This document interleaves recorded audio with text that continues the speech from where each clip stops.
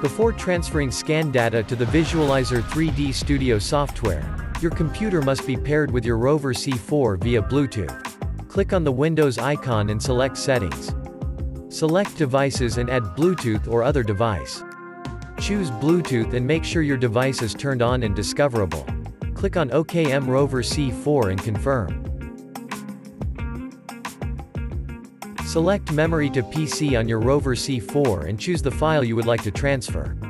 You can only transfer 3D ground scan and mineral scan files to Visualizer 3D Studio.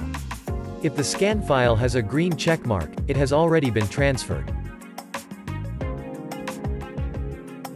Open Visualizer 3D Studio and select File and Import from the menu or click the icon. Select Rover C4 version 3.4 or higher. Wait a moment until your device interface is listed. Now select the entry and proceed. Select the desired operating mode. Remember, pinpointer scan results are displayed in real time in the software. Choose the correct number of impulses for your 3D ground scan. Add further scan parameters and finish the scan transfer by clicking OK. Now you can analyze your 3D ground scans and mineral scans in detail.